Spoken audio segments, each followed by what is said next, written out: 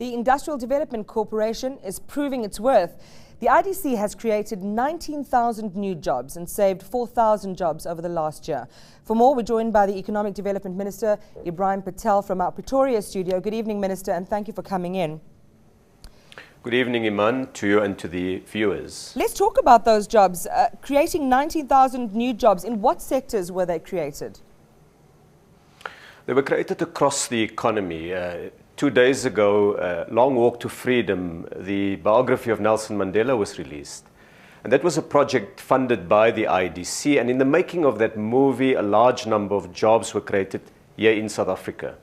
But more generally, there were jobs in the green economy, including in the making of components, in heavy industry, in the clothing sector, and in the manufacture or assembly of local taxis. So really, a big story, part of what today was about, was also jobs in agro-processing. We had an example of a milk dairy and of a beekeeping project. So we called it the milk and honey investments of the IDC.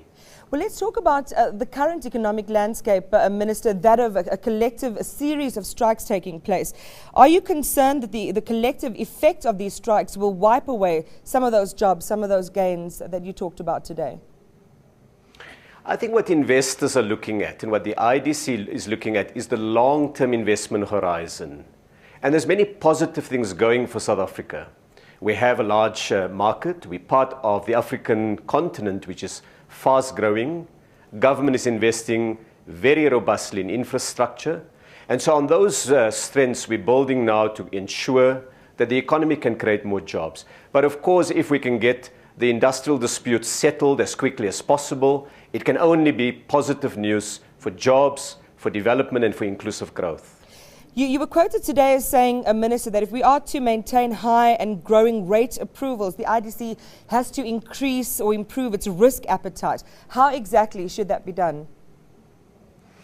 The IDC is a national asset. It has a very unusual mandate, Iman. Its job is to help South Africa to industrialize, and it must do so together with the private sector. A normal commercial bank only look at the rate of return. They only look at ultimately what is the profit that goes to the shareholders.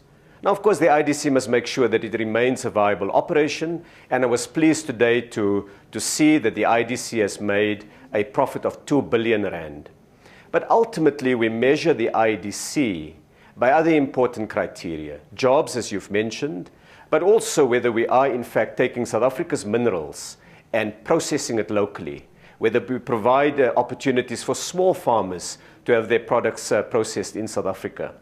And that requires more risk than a normal commercial bank would take. Yeah, especially in these... Not reckless lending. Not reckless lending, because we need to be prudent with public funds, but something that ensures that good ideas don't fail simply because there's no money for it. Yeah, and you can understand the jitters, particularly in the current economic climate. I want to talk about one of the other debilitators that you spoke about today, red tape and long turnaround times, affecting the efficiency of the IDC. What's the plan to speed up funding approval and optimize those turnaround times? I think, in fact, we have very good news. 2 years ago, I asked the IDC to work on improving its turnaround times. And today, the CEO was able to announce that they've re-engineered their processes, made it simpler, made it more user-friendly, and they've reduced the time it takes for a non-complex request or project proposal by 37%. That means we're shaving off time and letting investors know quicker what are the results of their application. And if it's successful, we're trying to get money as rapidly into their bank account so that they can get on with the job of creating work in South Africa. You mentioned right at the beginning the funding from the IDC for Mandela, the Long Walk to Freedom. We know it's premiered at the Toronto Film Festival to a standing ovation, we understand. You must be hoping for a great reception here in South Africa, and along with that, a massive return on this investment. I am.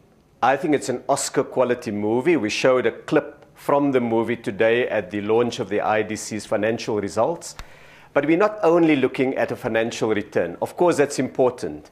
We also want South Africans to be proud at a great movie that tells a great story about a great man coming from a great country. So that's what the IDC does. It looks at financial return, but it also looks at development return, social return, and helping to build the economy and the confidence that our people have in the economy. Okay, well, we'll be watching in November when it premieres here in South Africa. Thank you for your time. We appreciate that. Economic Development Minister Ibrahim Patel.